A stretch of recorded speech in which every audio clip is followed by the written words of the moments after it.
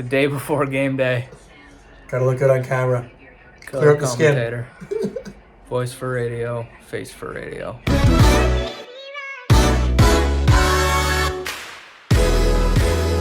What's going on, guys? Nick Bowen's here from Working in Hockey with my guy Jonny Lazarus. We're here at UMass. Johnny's on the color commentary tonight's game against the Merrimack Warriors.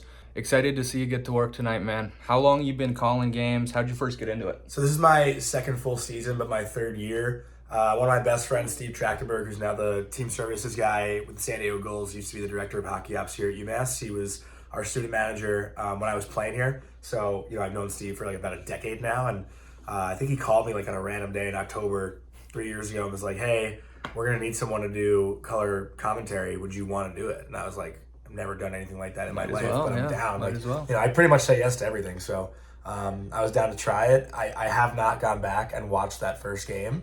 I wonder how bad I actually was, in the grand scheme of things, with how much I've, worked at the craft in the last couple of years. 100%. So I would love to go back and watch that. But it's been, an awesome 3 seasons, driving up here a lot of weekends, spending time with, old coaches, training staff, equipment managers that I, played with in my time here. And, it's really cool just to be back and to be involved in the program still. I also know that you work with a broadcast coach. I think probably a lot of people don't even know that exists or that goes into it. They think that you're just a natural, talented talker. But what is a broadcast coach? What do they work on with you, and how long have you been working with them? So I've been working with Jill Montgomery. Summer of 2022 we started, so almost 3 years. Mm-hmm. I was introduced to her by Ariel Epstein, a good friend of mine who works in sports as well. Does a great job in the betting space. And essentially what I do with Jill is, what you do with a coach in hockey, right? You're going through film, watching tape, seeing your ticks, seeing your tendencies, learning on what to focus on when you're doing a broadcast and what makes you, I guess, cringe at yourself, right? Because if you don't watch yourself back, you don't necessarily know what you tend to do, how you sound, the tone. There's so many different things about tone. Dude, even just delivery and emotion and all that stuff. So Jill is, give me basically a Bible of how to be a broadcaster, which I have with me for every game, and I study before every game. And one thing I'm focusing on this week from games that I did last week is really focusing on the pause. And as you hear me talk right now, I'm just kind of rambling through. So I'm a talker, so I don't really pause. So on the broadcast, I tend to say the word but a lot. I try to make my point, and I go, but this, but that, but that. So I'm really trying to get rid of that. Right. So that's something I'll have in the back of my mind tonight. And it's funny, when you work with someone like Jill, as I'm doing a game, I hear her voice in my head saying, one thing we did a couple weeks ago, she was like, make a comparison to another sport. And it was Cole Hudson, actually. So I did a BU game versus UMass, and I was like, Cole Hudson's kind of like Steph Curry out there. When he has the puck, everything just kind of slows down and goes at his pace. And I thought it was actually a pretty good comparison. Good. But then, because I thought it was good, I did 2 more. And she's like, you overdid it. You know what I mean? So it's good to bring, because you want to bring outside knowledge into the game as 100%. Well, right? And that's something that Jill focuses on with me because, I didn't play in the NHL, so I have to add those extra things to my knowledge to make me a little bit more attractive to, networks and people that are hiring, because I don't have that resume that other people may have. So we're going to follow along with Johnny's day in the life here. He had some shows yesterday while we were in the car. He's prepping, prep all week long. I mean, there's so much that goes into, in my opinion, there's so much that goes into calling a game, knowing the guys, knowing their stats. What's your sort of week look like in terms of preparation, getting to know these different teams, right? Yeah, well, every week's different, every game is different. So tonight it's an actual UMass home broadcast. So you don't have to be neutral. I mean, I'll obviously compliment Merrimack when the time is appropriate, but the focus for tonight's game is mostly on UMass as opposed to doing a game for Nesson where you're really neutral for both teams. Sure. So the prep's a little bit different when you have a home broadcast. And then it's really just watching, clips from the week prior, because these guys now with transfers and junior hockey and even CHL now, it's going to be it's hard to keep track of where these guys came from. So 100%. There is a lot of things to know, but I will say the play-by-play job is 10 times harder than mine, because I have that little time delay to really look down and figure out who we're talking about and who we're focusing on. With play-by-play, you're saying everything as it's happening. It's really impressive what play-by-play guys do. This is just my notebook that I have essentially with all the previous games I've done, notes from previous games, line charts, just so I can study things from the past. And then here's some notes that I go over with my broadcast coach. I have tons of different stuff from games that I've done, things to go back and look for, things to pull for a social reel at the end of the year. So that's something that I have to, like, you know, I'll put the time from a game, what clip to pull from that game. So at the end of the season, we can, you know, make a highlight reel to send out to networks and stuff. So little things like that. But yeah, I got a lot of different stuff in here. He didn't play in the NHL, but he did play for the UMass Minutemen. I'm excited to see the rink with him tonight, the old stomping grounds.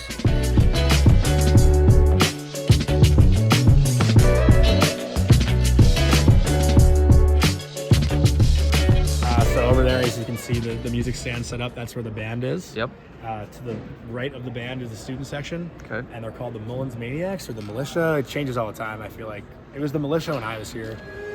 Down there, you have the Commonwealth Club. So like the Booster Club is usually down there. They got drinks down there.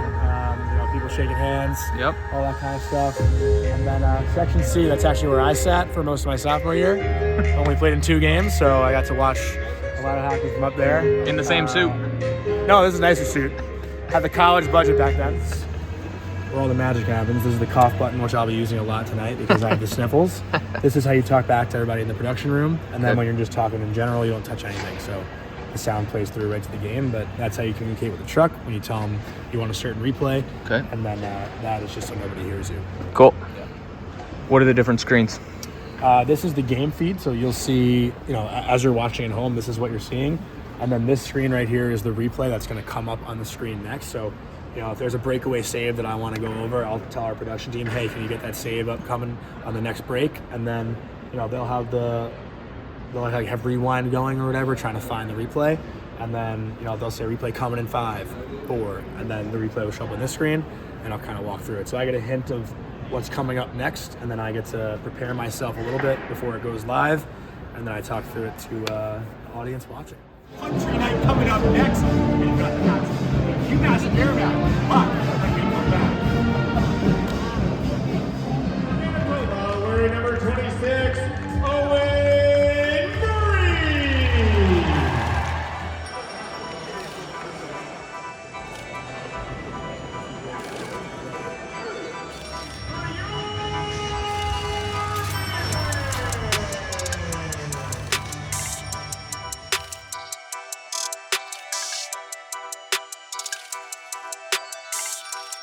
UMass through the zone. Lawton back to Connors. Visser, he scores! Snipe job from Kenny Connors. 3 straight games with a goal, and we're tied at 1. What a strong zone entry there by the UMass Minutemen, and Kenny Connors is the recipient of a beautiful cross-seam pass by Michael Cameron, who actually enters the zone, then gets the feed, and Connors.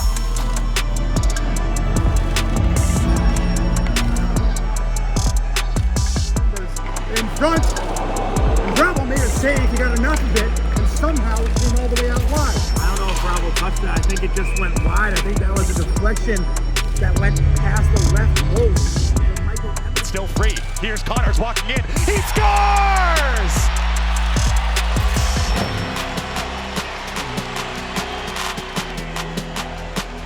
Far down, Kenny Connors. And it's 4-1 Minutemen. And look how excited his teammates are for him. That pile in the corner was electric after Kenny Connors scores his 2nd goal of the night. A fortuitous bounce just lands right on his tape, and he steps right into that thing going top shelf to the glove side. Again, one of the most wicked wrist shots in all hockey.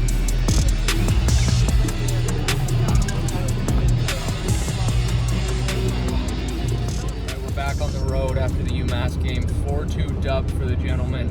Predicted that. Johnny predicted it. I said 5-1. He had 4-2. You even had some of the goal scorers. Yeah, it probably should have been 5-1, though. It had a 5-minute major in the last 6 minutes. Great game. Great game overall. Great barn. It was a great time. Couple takeaways from me. Yeah, what'd you think? And then you chime in with your expertise and comments. It's a little dark. Sorry, we're in the car, but it's life on the road. Impressed by how on the ball you are with the cough button. A lot of sniffles, a lot of coughs. Yeah. And I would forget. I would miss those. You and Nate, great back and forth, teeing each other up well. I like that a lot. I think it was cool to see. I like seeing the replays come back up. I like watching your hand track, like what line's going out, so you know who to talk about, what to do. Those are my thoughts. Yeah, I mean, listen, for me, it's been lot of learning over the years, and like Nate said, I've known him for probably 5 years now, so it's a little extra comforting to do a game with someone you're familiar with. 100%. And for me, the only part that I always stress about is the open. And Nate made it really funny tonight doing the cowboy hat thing, and the spirits were just high tonight. So I think it makes that a little bit more enjoyable and takes the pressure off when you're doing it with someone that you work well with. 100%. And I think the other thing that we weren't able to film, or we didn't film out of respect, but a cool part of the night is just getting to go and talk to the other coaches, learn a little bit about their guys, who's playing well for them, who's battling something, just give you some input. Chat. Your phone was just in his face. Yeah, exactly. So respect the game there. Yeah. Even just chatting with the equipment guys there. Obviously, everybody at UMass well, but cool to just see all the behind the scenes, everything that goes into kind of gathering your information for a game like that, so you know what you're talking about on a game that you're not there every day. No, but you talked to Michael Raub before the game too. That was pretty cool. Yep. Johnny, being the Rangers guy that he is, JT Miller's traded mid-game. No, like 3 minutes before puck drop. Yeah, it's crazy. I've never seen somebody's phone light up as much as yours did. Couldn't even do anything about it. That was the biggest tease ever.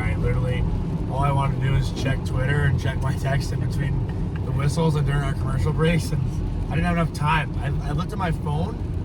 I think on the first TV timeout, I think I had like 83 missed texts within the span of 5 minutes. It didn't stop lighting up. You had texts from Frank, Jeff, everybody wanting Johnny's Rangers takes, and you guys on the broadcast, you can't do that. Can't do that, no.